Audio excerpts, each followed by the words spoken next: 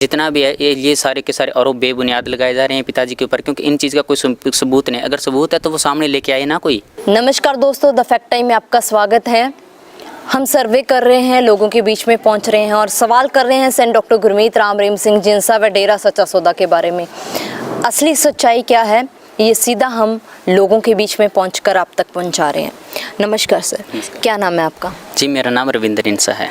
Qualification क्या आपकी? मैं BA फर्स्ट ईयर में पढ़ रहा हूँ, साइकोलॉजी से BA फर्स्ट ईयर कर रहा हूँ जी। डेरा सच्चा सौदा को कब से जानते हो? देखिए जी, मेरा जन्म सन 2001 में हुआ और जब से सूरत संभाली है तब से मैं डेरा सच्चा सौदा को जानता हूँ। वैसे मैंने गुरुजी से सन 2009 में नामदान की दीक्षा प्राप्त की थी और सन 2009 के बाद मतलब कि मेरे लाइफ में बहुत सारी चेंजेस आ गए। कि मतलब जैसे कि नॉर्मल इंसान है वो कहीं पे भी मतलब गलत चीज़ों में लग जाता है, लेकिन जब से गुरुजी से जुड़े हैं मैं, मेरा परिवार और यहाँ तक कि जैसे कि वो कहते हैं ना कि अगर कि खरबूजे को देखकर खरबूजा रंग बदलता है, काले के साथ अगर गोरा बैठेगा रंग नहीं तो बुद्धि ज़रूर आएगी। तो पिताजी से जो भी शिक्षा मिली है वो मैं अपने फ्रेंड्स के साथ भी शेयर करता हूँ, ठीक है। तो मतलब जो मेरा फ्रेंड सर्कल है वो भी बुराइयों से बचा हुआ है। किस तरह की शिक्षा गुरुजी देते हैं? जी, गुरुजी हमको हर प्रकार की शिक्षा देते हैं, समाज के बारे में शिक्षा देते हैं, समाज के भलाई के जो कार्य हैं वो करने की शिक्षा देते हैं। नशे पतों से सबसे बड़ी बात तो ये है जी कि आज के जो युवा है वो नशों की तरफ बहुत ज़्यादा आकर्षित हो रहे हैं, लेकिन गुरुजी ने बिल्कुल इससे उल्ट कर दिया कि युवाओं को है वो नशे से बिल्कुल दूर लेके जाना है। इसलिए पिताजी जो है वो दरबार के अंदर नशे भी छुड़ाए जा रहे हैं, ठीक है। और मतलब जो भी है जितने भी युवा है उनको उनकी ही भाषा के अंदर उनको समाज भलाई के कार्य सिखाए जा रहे हैं। कितने के युवाओं को उन्होंने नशे से दूर रखा है? देखिए, लगभग फ़िलहाल उनकी साथ संगत 6 करोड़ के पार गई है और मेरे को नहीं लगता कि 6 करोड़ में से कोई भी नशा पता करता होगा। हाँ, वैसे अगर देखा जाए तो जैसे गुरुजी सत्संग करते थे तो लगभग 1 महीने के अंदर कम से कम 50,000 लोग वहाँ पे नशा छोड़ने के लिए आते थे जी। हाँ जी। अब 3 साल हो गए, अब तो वो नहीं है समाज के अंदर, अब उनके लगातार सत्संग नहीं हो रहे, तो अब क्या प्रभाव पड़ रहा है समाज के ऊपर? अब समाज में यही प्रभाव पड़ रहा है जी कि लोग जो है वो युवा है वो नशे की तरफ ज़्यादा बढ़ रहे हैं। हाँ, क्योंकि युवाओं में जागरूकता है नहीं। लगभग देखिए 3 साल है, 3 साल का जो समय की अवधि होती है वो भी बहुत ही ज़्यादा होती है। तो आप देख लीजिए कि जब 50,000 के जब नशा छुड़ाते थे तो वो कुछ संख्या कम होती थी नशे वालों की। अब वही अगर 50,000 छोड़ नहीं रहे और वो भी आगे से आगे मतलब नशा बढ़ रहा है तो देख लिए 3 साल के अंदर नशा है वो समाज को बहुत ही ज़्यादा खाया जा रहा है जी। नशा बहुत ही समाज में बढ़ गया है। और देश के लिए क्या कंट्रीब्यूशन है गुरुजी का? देश के लिए देखिए जी, जहाँ पर भी आपदा आती है, देश में हो विदेश में हो, वहाँ पर गुरुजी स्वयं जाते हैं, अपने सेवादारों को भेजते हैं, राहत सामग्री भी वितरित करते हैं। मतलब कि जितना भी हो सकता है संभव से संभव कोशिश करते हैं उन लोगों को उन आपदा से निकालने के लिए।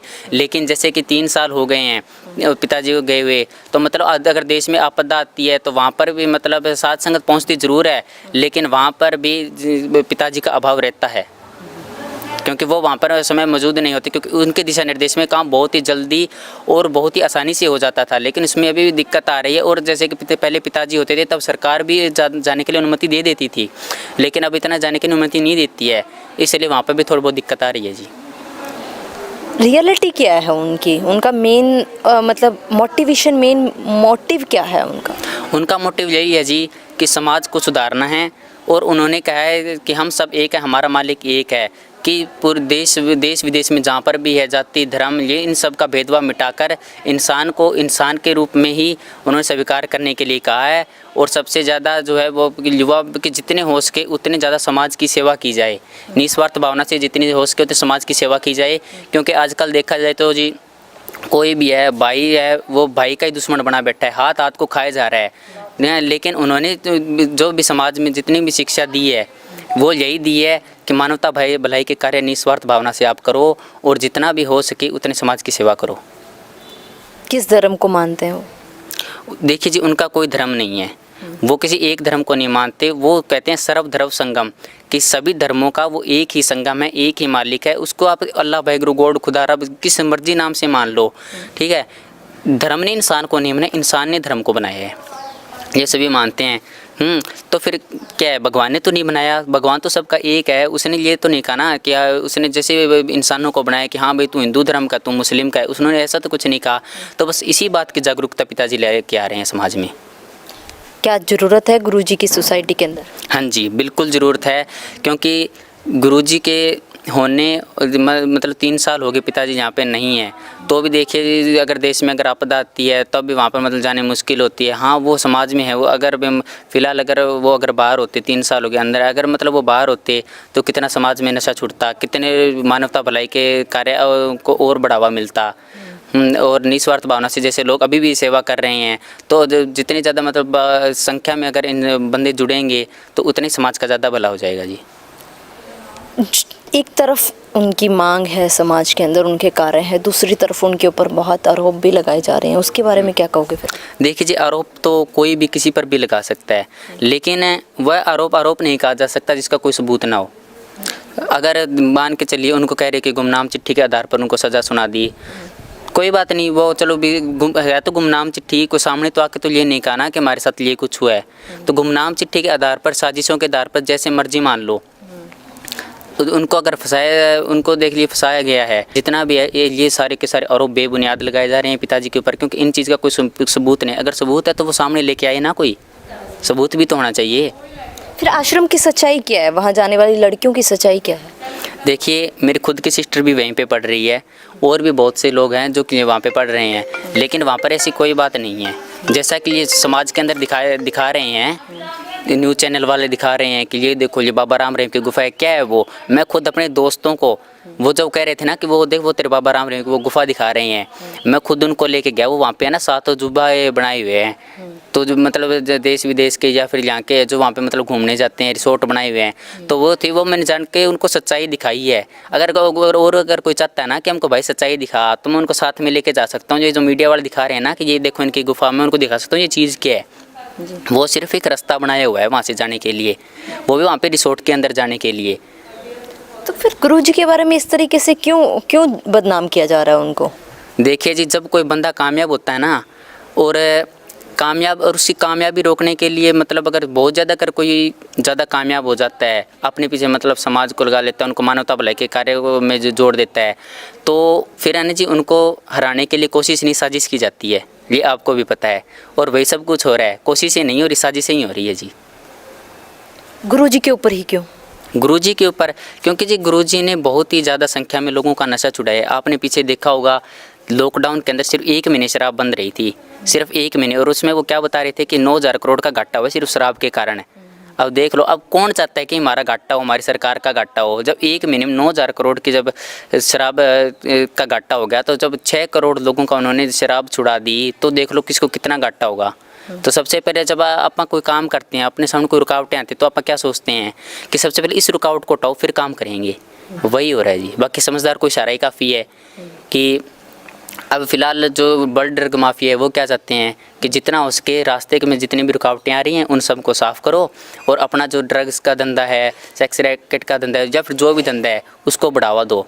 बस इसी कारण से, और पिताजी इन सब के चीज़ के खिलाफ थे और खिलाफ रहेंगे। वो समाज को सुधार रहे थे, बस उन्होंने यही सोचा कि यही हमारे रास्ते के रोड़े हैं, इसलिए इनको हटा दो, इसलिए उन्होंने ये सब साजिशें कर रहे हैं जी। वो मीडिया में भी बहुत अलग कुछ दिखाया गया था, काफ़ी हेडलाइंस बनी थी, बहुत लगातार चर्चा में रहा था ये टॉपिक। हाँ जी, क्या कहोगे उसके बारे में? देखिए जी, आजकल कौन नहीं बिकता, पैसे दो कुछ भी चीज़ खरीद सकते हो। ठीक है, चलो मीडिया जो भी दिखाए, उनको मैं ये नहीं कह रहा कि मीडिया बिका हुआ है या फिर जैसे है, क्योंकि उसको मैं समाज का चौथा स्तंभ मानता हूँ मीडिया को। लेकिन जैसे कि मीडिया ने ये सब दिखाया कि ये देखो ये यहाँ पे ये लाशें दबाए रखते हैं, ऐसे कर रहे हैं, वैसे कर रहे हैं, तो मैं मानता हूँ ये सब बेबुनियाद है। चलो कोई बात नहीं, उन्होंने दिखा दिया, लेकिन 147 जो मानवता भलाई के कार्य हो रहे, क्या कभी उन्होंने इस चीज़ को दिखाया है? कभी भी नहीं। मतलब जब से मैंने देखा है ना, उन्होंने मानवता भलाई के कोई भी कार्य को, पिताजी के जो भी कार्य कर रहे हैं, मतलब इतनी भारी संख्या के अंदर जितना रक्त दान कर रहे हैं, जीते जी गुर्दा दान भी कर रहे हैं, लेकिन उन्होंने इस चीज़ को मीडिया वालों ने आज तक नहीं दिखाया। बस उन्होंने जैसे मुंह में आई बस वो वैसे बता रहे हैं, ये देखो ये बाबा राम रहीम की गुफा, यहाँ से ये होता था, यहाँ से ये होता था। अरे कोई आके हमसे पूछ लो ना। मैं मीडिया वालों को सरेआम चैलेंज करता हूँ, उन्होंने जो चीज़ दिखाई है ना, उन सबको मैं गलत साबित कर सकता हूँ, उनको साथ में लेके जाके। इतना कुछ मैं कर सकता हूँ जी। समाज से क्या अपील करोगे, क्योंकि समाज के लोगों ने जितना भी कुछ गुरुजी के बारे में जाना है, या डेरा सच्चा सौदा के बारे में जाना है, वो लगातार जो चैनल्स में दिखाया गया उसी के द्वारा जाना है। हाँ, आप एक्सपीरियंस्ड हो, वेल एजुकेटेड हो, आप क्या अपील करोगे समाज को? मैं समाज से सिर्फ ये अपील करना चाहता हूँ जी कि सुनी सुनाई बातों पर ध्यान बिल्कुल भी मत दो। ठीक है, वो कहते हैं ना कि पंख से डार बना दी, वही बात चल रही है जी समाज में। बस एक कान से सुनी, हाँ कोई बात नहीं होगी, उसने आगे का ऐसे करके जी पंख की डार बना रहे हैं। पहली बात तो वो कह जब तक अच्छी तरह से देख के, अच्छी तरह से जब तक सुन ना लो, अच्छी तरह से खुद ना देख लो ना, तब तक उस चीज़ को मानना नहीं चाहिए। महाभारत में श्री कृष्ण ने कहा है कि अगर आप किसी को बिना देखे और बिना सुने किसी पर अगर बेबुनियाद आरोप लगाते हो ना, तो आप पापी नहीं महापापी कहलाए जाओगे। और ये समाज में अब वो खुद यही काम कर रहे हैं कि मीडिया वाले जो बता रहे हैं कि ये अब जो लोग अब डेरा सच्चा सौदा में कभी गया ही नहीं, कभी उसके गेट के आगे से भी नहीं निकला, वो भी अगर मतलब उनकी सुनी सुनाई बातों के पीछे बोल गए हैं, बाकी वो कौन सा कभी डेरे में गए हैं, मैंने तो कभी नहीं देखा। जो मतलब मेरे गांव के भी जो लोग हैं जो कुछ भी कहते हैं, तो मैं उनको यही बात कहता हूँ कि आप कभी डेरे के गेट के आगे से निकले हो क्या? तो आपने कभी किसी को जाके देखा है? वो बोलते हैं नहीं देखा, तो फिर क्यों मान रहे हो? अगर आप, मैं उनको कहता हूँ अगर आपके बारे में अगर कोई मेरे को गलत कहेगा तो कि आप कोई भी गलत काम कर रहे हो तो मैं मान लूँगा, तो वो बोले कि मान भी सकते, मैंने कहा मानूंगा क्यों? वो कहते कि तेरे को किसी दूसरे ने कहा है। मैंने कहा हाँ यही चल रहा है, दूसरों ने आपको कहा, मीडिया वालों ने आपको कहा, बस उस चीज़ का प्रभाव पड़ गया आपके ऊपर। ऐसे में जैसे हम जाते हैं वो लोग नहीं जाते, मीडिया वालों ने जो खबर देखी तो हमने भी थी, देखी थी, लेकिन हम पर असर क्यों नहीं हुआ? क्योंकि हम उस चीज़ से वाकिफ़ हैं। जब तक आप किसी चीज़ से सेटिस्फाई नहीं हो, वाकिफ़ नहीं हो, तब तक उस चीज़ के बारे में कुछ भी कहना बहुत ही ज़्यादा गलत है। सरकार से क्या मांग करोगे? सरकार से यही मांग है कि पिताजी को जल्द से जल्द रिहा किया जाए, क्योंकि उनके ऊपर आरोप बेबुनियाद है। चिट्ठी के आधार पर उन्होंने उनको सज़ा उनको दोषी करार कर दिया गया है। समाज में उनकी बहुत ज़्यादा ज़रूरत है, क्योंकि समाज के अंदर नशे बहुत ही ज़्यादा बढ़ रहे हैं, हाथ को खाया जा रहा है, कोई किसी का सगा नहीं है। लेकिन और उनको जल्द से जल्द जैसे रिहा कर देंगे तो समाज के अंदर बहुत ज़्यादा भारी मात्रा में से सुधार हो जाएगा। बहुत बहुत धन्यवाद सर आपका हमारे साथ जुड़ने के लिए। दोस्तों, हम दिखा रहे हैं आपको real fact, real public, actually public के बीच में पहुंचकर आपको रिपोर्टिंग दिखा रहे हैं कि लोगों का क्या मानना है। ये सूत्र नहीं है, जीवित लोग हैं जो आपके सामने अपना एक्सपीरियंस, अपनी बातें रख रहे हैं, और ये तमाम उन हेडलाइंस, उन न्यूज़ का खुलासा कर रहे हैं जो सूत्रों के हवाले से आप तक दिखाएगी। ये उन लोगों के मुंह पर भी करारा तमाचा है, करारा जवाब है जो डेरा सच्चा सौदा व सेंट डॉक्टर गुरमीत राम रहीम सिंह जिनसा जहाँ वहाँ जाने वाली लड़कियों को बदनाम कर रहे हैं। आखिर क्यों इन लोगों को इस तरीके से बदनाम किया जा रहा है? आखिर क्यों इन लोगों के बारे में वो दिखाया जा रहा है जो वहाँ जाने वाले युवा लोग, लड़कियाँ, बुजुर्ग लोग, हर वर्ग के लोग, वेल एजुकेटेड लोग, एयर ऑफिसर्स हमारे साथ जुड़े, मिलिट्री ऑफिसर्स हमारे साथ जुड़े, हमारे साथ डॉक्टर्स जुड़े, जिन्होंने सभी ने ये बातें रखी। समाज के अच्छे अच्छे नुमाइंदे, एक गांव के प्रधान, पूरे शहर के मिनिस्ट्री ऑफिसर्स, हर तरीके के लोगों की बातें हमने आपके सामने रखी, और सबका यही मानना है कि झूठा बदनाम किया जा रहा है और आरोप भी झूठे लगाए जा रहे हैं गुरुजी के ऊपर। आखिर ऐसा क्यों? क्या समाज के अंदर नशा बंद होना ये हमारे समाज के हित में नहीं है? कौन लोग हैं जो नहीं चाहते कि हमारे समाज में से नशा बंद हो, वेश्यावृत्ति बंद हो, बेटियों को भ्रूण में ना मारा जाए? आखिर कौन लोग हैं समाज के विरोधी लोग? ये सवाल आप लोगों के लिए, आप लोग खुले दिमाग से सोचिए और राय जरूर डालिए कमेंट बॉक्स में। देखते रहिए द फैक्ट आई, और सच का साथ देने के लिए इस चैनल को जरूर सब्सक्राइब करें। बहुत बहुत धन्यवाद।